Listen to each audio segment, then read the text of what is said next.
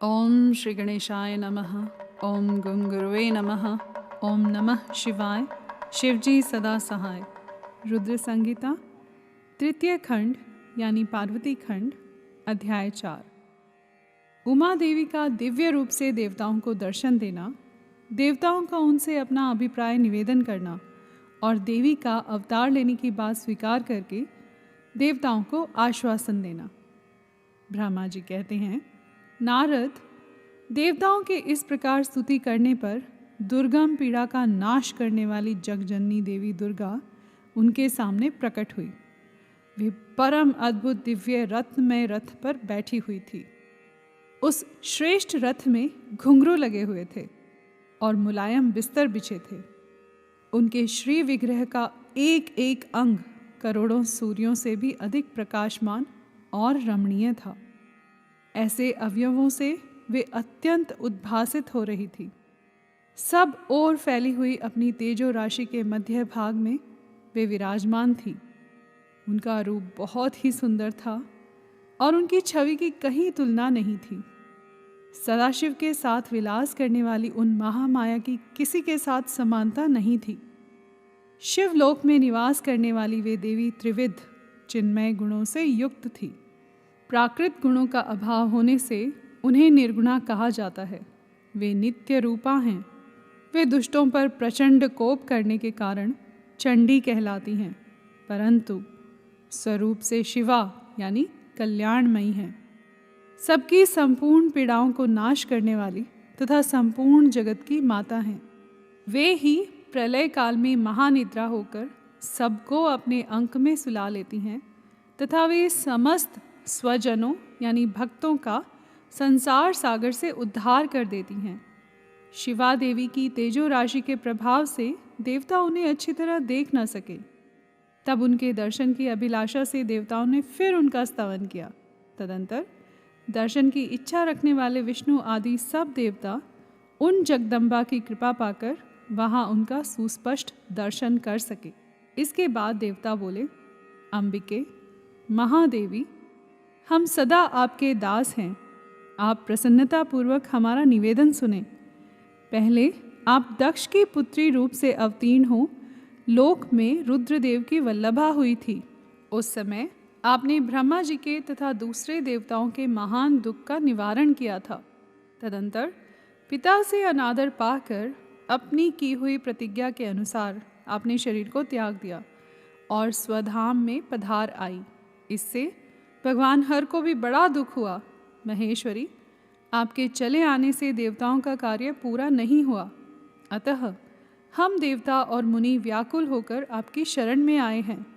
महेशानी, शिवे, आप देवताओं का मनोरथ पूर्ण करें जिससे संत कुमार का वचन सफल हो।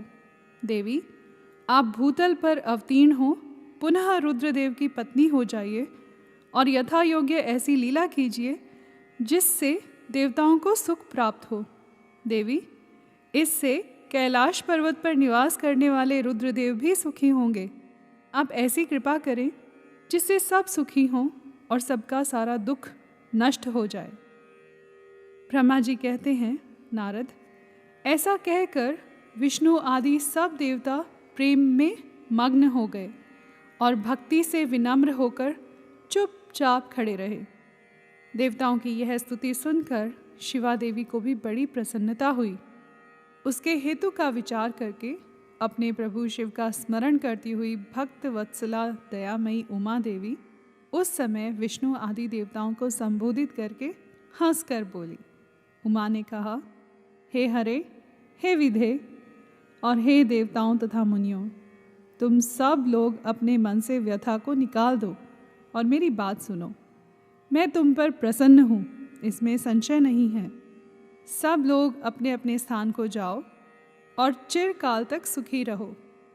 मैं अवतार ले मेना की पुत्री होकर उन्हें सुख दूंगी और रुद्रदेव की पत्नी हो जाऊंगी। यह मेरा अत्यंत गुप्त मत है। भगवान शिव की लीला अद्भुत है। वह ज्ञानियों को भी मोह में डालने वाली है। देवताओं, उस यज्ञ में जाकर पिता के द्वारा अपने स्वामी का अनादर देख जब से मैंने दक्ष जनित शरीर को त्याग दिया है, तभी से वे मेरे स्वामी कालाग्नि रुद्रदेव तत्काल दिगंबर हो गए। वे मेरी ही चिंता में डूबे रहते हैं। उनके मन में यह विचार उठा करता है कि धर्म को जानने वाली सती मेरा रोष देखकर पिता के यज्ञ में गई और वहाँ मेरा अनादर देख मुझ में प्रेम होने के कारण उसने अपना शरीर त्याग दिया। यही सोचकर वे घर बार छोड़ अलौकिक वेश धारण करके योगी हो गए।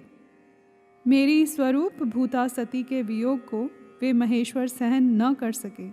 देवताओं, भगवान रुद्र की भी यह अत्यंत इच्छा है कि भूतल पर मीना और हिमाचल के घर में मेरा अवतार हो, क्योंकि वे पुनः मेरा पाणी ग्रहण करने की अधिक अभिलाषा रखते हैं।